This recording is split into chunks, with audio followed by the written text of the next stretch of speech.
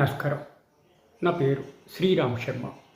వెంకట్రమణ అనే వ్యక్తి ఒక బ్యాంకు నుంచి 1,04,00,000 రూపాయలు హౌసింగ్ లోన్ కోసం తన ఇంటి ఒరిజినల్ డాక్యుమెంట్స్ పెట్టి తీసుకున్నాడు. ఆ ఇన్స్టాల్మెంట్ అంతా కట్టేశాడు. తీసుకున్న అప్పంతా రీపే చేశాడు. అప్పుడు బ్యాంకు వాళ్ళు ఏం చేయాలి? తమ దగ్గర పెట్టుకున్న ఒరిజినల్ టైటిల్ డీడ్స్ రిటర్న్ ఇవ్వాలి కదా. తీరా చూస్తే ఆ ఒరిజినల్ టైటిల్ డీడ్స్ ఎక్కడో పోయాయి అని చెప్పేసి కావాలంటే సర్టిఫైడ్ కాపీస్ అప్లై చేసి మీకు ఇస్తాము అని సదరు బ్యాంక్ వాళ్ళు ఇతనికి రిప్లై ఇచ్చారు. ఈయన ఊరుకుంటాడా?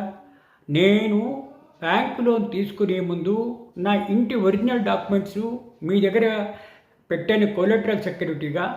మీ డ్యూటీ ఏంటి? బ్యాంక్ లోన్ రీపే చేసిన తర్వాత నా ఒరిజినల్ టైటిల్ డీడ్స్ నాకు ఇవ్వాలి కదా. ఇది అజాగ్రత్తగా ఇర్రెస్పాన్సిబుల్గా మీరు పోయాయి అని చెప్పడం చాలా తప్పు అని డిస్ట్రిక్ట్ కన్జ్యూమర్ కమిషన్లో కంప్లైంట్ చేశాడు. ఇది డెఫిషియన్సీ సర్వీసెస్ కింద వస్తుంది. నా ఒరిజినల్ టైటిల్ డీడ్స్ పోగొట్టారు.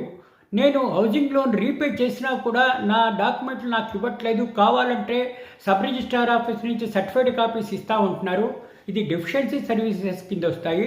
నాకు నష్టపరిహారం కట్టియాలి అంటే ఇరుపక్షాల వాదనలు విన్న district consumer commission Hyderabad district ఇది ముమ్మాటికి బ్యాంకు వాళ్ళదే తప్పు. బ్యాంకు వాళ్ళు నష్టపరిహారం చెల్లించాల్సిందే. ఒరిజినల్ టైటిల్ డీడ్స్ మా దగ్గర పెట్టుకుని బ్యాంకు లోను అంతా రీపే చేసినా కూడా పోయాయి అని చెప్పేసి ఇట్లా సర్టిఫైడ్ కాపీస్ ఇస్తాను అనడం డెఫిషియన్సీ సర్వీసెస్ కింద వస్తుంది.